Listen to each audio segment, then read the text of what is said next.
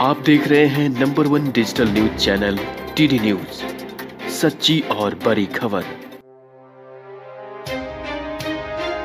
Sponsor by G interior Patna. नमस्कार, मैं हूं पारितोष कुमार और आप टीडी न्यूज पर देख रहे हैं हलचल बुलेटिन की बड़ी आगाज इस वक्त की सबसे बड़ी खबर के साथ करते हैं।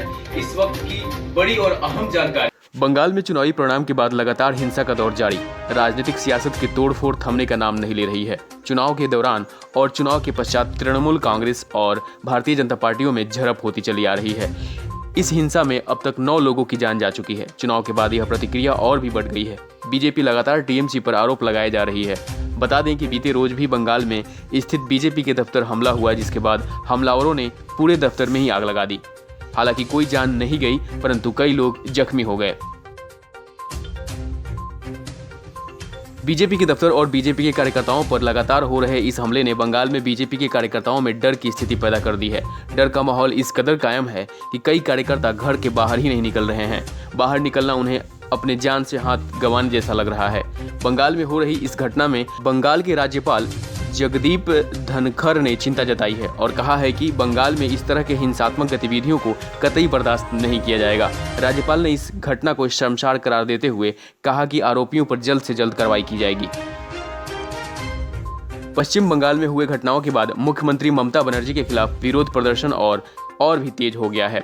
बीजेपी के कार्यकर्ता आज पूरे देश में अलग अलग जगह घटनाओं के खिलाफ धरना देंगे। उन्होंने कहा कि अपने साथी कार्यकर्ताओं की मौत ऐसे वीरान नहीं जाएगी। आज देश के अलग अलग हिस्से में कोरोना के नियमों को ध्यान में रखते हुए धरना प्रदर्शन की जाएगी।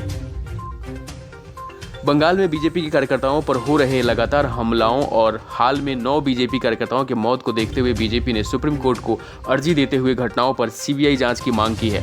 बंगाल में चुनाव के बाद जिस तरह की घटनाएं हो रही हैं वह काफी निंदनीय है। जब देश चलाने वाले ही देश के लिए कलंक साबित होने लगे तो ऐसे में सुशासन के सपने देखना एक बेवकूफ़ी के सिवा कुछ भी नहीं। इन घटनाओं के बीच आज राज्यसभा में ममता बनर्जी एक बार फिर मुख्यमंत्री पद की शपथ ग्रहण करेंगे। बंगाल में बढ़ते कोरोना के मामलों को देखते हुए शपथ ग्रहण समारोह काफी साधारण तरीके से होगी और इस समारोह में कुछ ही गिने चुने उपस्थित रहेंगे। कोरोना प्रोटोकॉल का पालन करते हुए आज केवल मुख्यमंत्री ममता बनर्जी ही शपथ लेंगी। बाकी के विधायकों का शपथ ग्रहण समारोह 6 और 7 मई को होगी। बंगाल में हो रहे घटनाओं पर मुख्यमंत्री ममता बनर्जी का अब तक खास कुछ बयान नहीं आया। शायद वह अपने मुख्यमंत्री पद की शपथ ग्रहण का इंतजार कर रही हैं। घटना पर सफाई देते हुए टीएमसी के नेताओं ने बयान दिया था कि ममता बनर्जी के मुख्यमंत्री बनने के बाद वो इन घटनाओं पर सख्त कार्रवाई करेंगी। बंगाल में हो रहे इस तांडव का जिम्मेदार कौन है, इसे कह पाना अभी मुश्किल है, पर यह देखना काफी अहम होगा कि मुख्यमंत्री पद की शपथ लेने के बाद ममता बनर्जी का इस मामले में पहला कदम क्या होगा। आज के हलचल में इतना ही। आप देखते रहे हैं टीडी न्यूज। नमस्कार।